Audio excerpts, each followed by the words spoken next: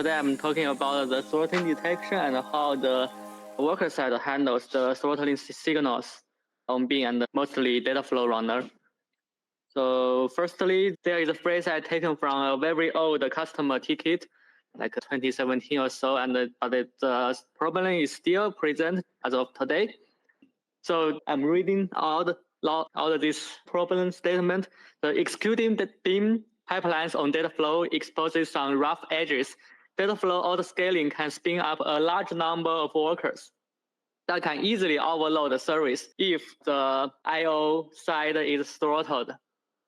So this is some demonstration of the issue and the example pipeline of reading from TPCD as 1 TB dataset from BigQuery using the direct read method. If the quota is sufficient, Dataflow runner spins up like 47, 48 runners and runs for like 10 minutes and it read all the data. And so far so good. But if the quota is limited, for example, your project has multiple pipelines using the BigQuery storage read API at the same time, or if your GCP regime has a lower quota limit, it will have this pattern. First, it spin up a small number of workers, like also 40. And because the quota is limited, it cannot achieve the throughput as in the quota is sufficient. And for the batch pipeline, Dataflow auto-scale by default, it tries to finish the job for like 15 or 20 minutes. And because throughput is so low, it tries to spin up the worker. And throughput does not improve because it's rate limited. So it continues to spin up the workers until the job gets canceled manually. So before we introduce the throttling signal, let's review how the parallelism gets determined, for example, on Dataflow runner. So we have a very simple pipeline. I read from some source, for example, the BigQuery, and has some user define, and I have a group by key and write to some sync. The parallelism is upper bounded by two factors. One is the parallelism of the source, if the source supports like a dynamic sharding or something, and also the parallelism of the keys after the group by key, and each key will be executed on the same runner on at least on streaming cases. So if there is a very small number of hotkeys, the parallelism is also upper bounded. Yeah, for the source, whether the source supports liquid sharding and the extent of the granularity, and specifically different I/O connector source has like a different behavior or designed a different way. And for example, the JDBC I/O read is known as not efficient in parallelized environment. It's just executing a single SQL statement, so it's just run on single thread and does not have parallelism. And the JDBC I/O reader with partitions, for example, it has some parallelism, but you need to specify how many partitions or the number of parallelism is predetermined at the job submission. Or some other source like Kafka bounded source has some bounded dynamic parallelism that is up to the number of the Kafka partition you can split and not beyond that. So it's bounded. Or there are some Beam source has full liquid sharding. For example, the file I/O internally, the Beam can split a file into many ranges, and there is no limitation for that. And similar for the BigQuery storage read API, and the read string can split into two strings and split further. And the throttling and the behavior of aggressive worker upscale that I just showed is most severe in the last case because the source side, the split does not have a theoretical bound. So definitely the worker or the runner needed to know when the pipeline gets throttled. The other aspect of the parallelism gets determined from the worker perspective is the job signal. The job signal basically has two categories. One is those at the runtime, the monitoring metrics, for example, the CPU usage. And the Dataflow runner indeed use these metrics to decide the scaling. For batch, for example, if the CPU usage is below 5%, it won't upscale no matter how the remaining of the work it approximates. This is documented behavior. This puts some back pressure to the work scaling. And in the streaming, there is more fine-tuning parameter user can specify. There is a utilization hint, and the user can actually set a target CPU usage. And if average CPU usage falls below this number, it will not try to downscale, or otherwise it may try to upper scale. And another kind of metrics is a user-supplied metrics. This is in contrast to the monitoring metrics reported by the resources. And in streaming, there is a backlog bytes, and the runner can make use of this information to see if it has too much backlog and try to spin up more workers. On the other side, there is also a throttling metrics. That is the topic of this presentation. The client-side throttling metrics, which put a back pressure, and the runner can react on that if supported. So the throttling metrics to define it is very similar. It's a bin counter metrics. So if you know how to add some counter metrics to your Duvang, throttling metrics is used the same standard, but it has dedicated name. For Java, it's throttling milliseconds. For Python, it's throttling time. It's cumulative throttling seconds. This is because originally the Java instant was naturally in milliseconds, and the Python instant or Python timestamp is second number. So being tried to follow the convention of each language, but Python, if you set the throttling millisecond, it will also work in newer versions. So some notes about this throttling metrics is under the standard bin metrics API. So no dedicated bin model level API, and it's just a user counter metric. Bin IO can set that, and your user Duvang can also set that. And it's up to the runner to react on the metrics for the scaling decision. This actually existed in a few bin IOs. There was some previous projects on that. I did a survey, and at least the data store, GCS IO, and the BigQuery streaming insert already implemented that for a long time. But it only works for Dataflow legacy work. It wasn't added at the beginning for the Dataflow Runner v2. But recently we added that, so Dataflow Runner v2 also recognized this throttling millisecond metrics.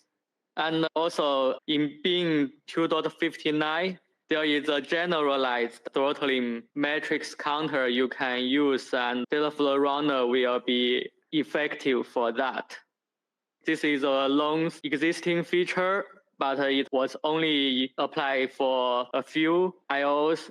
Recently, we expanded and generalized to new IOs and set up some helpers, some APIs. The user can also use these throttling metrics to report the throttling time to the runner. Yeah, so we know the throttling metrics now, and then how can we do that? That is, report the throttling time spent on, for example, interacting with external resource, and report back to the runner to make the runner react on the scaling. So if we take a closer look at how the bin IO interact with the external service, throttling can happen in different stages. First, there is a bin IO transform, and it calls some client library API. And the client library actually interact with the backend, the server. And the latency or the retry backup can happen in any scenario. And the goal is to get this number of time that is spent on the throttling and increment to the metrics we use. The first case, for example, the BigQuery IO storage write API, the throttling actually happens on the bin IO side. That is, if you call some append rows and flush in storage write API, this is very low level. And if the quota is strained and the BigQuery IO side, we will return HTTP 429, that is too many requests immediately. Then the bin side will run some backoff, actually fluent backoff that is in the bin core library. And in bin 2.53, the fluent backoff introduced configuration called with throttle time counter. You can add the throttling metrics counter to here, and then the time spent on the backoff in the fluent backoff will be considered as throttled time. This is now implemented in the latest version of Bing for the BigQuery storage write. The second case, the client library actually handles some level of retry and some backup time. And that backup time is available in some callback. This is common in some gRPC-based library. For example, the BigQuery storage read API and also the Java GCS library. And we can get a data number from the client library, the number of time spent on throttling. But there is a caveat in the Bing SDK. How the counter implemented in Bing is called something called a delegating counter. So it's a counter actually is a wrapper of some internal state. It does not handle the storage to store the number itself. And the bundle has a matrix container that is initialized by the runner. However, some thread, not all thread, has this matrix container, one of them being the callback thread of these client libraries. There was some BigQuery IO storage read API already implemented a throttling counter when it was first introduced, but the counter report happened in the callback thread, so it was not effective. That was why we see the aggressively upscaling behavior at the very beginning I showed. And so we actually needed to add some pending throttling time to the DoFun instance and report back in the DoFun like process element or finish bundle while those counter metric container is available. This is the second case. Okay, yeah. Also, if the client library involves retry, but the backup time is not tracked, for example, the Bigtable IO write library is this case. The Bigtable client has a very sophisticated rate limiting implementation internally. And being interact with Bigtable IO and being interact with Bigtable client has some mechanism to do the rate limiting and some settings. For example, the set throttling target milliseconds and some set flow control, which is a beta API, if I remember correctly. In this case, we do not actually know the number of time spent on the backoff. We can only have some heuristic way, like for example, set a configurable targeted latency time on API call. If an API call spends time more than this, we add the excessive amount to report back to the counter.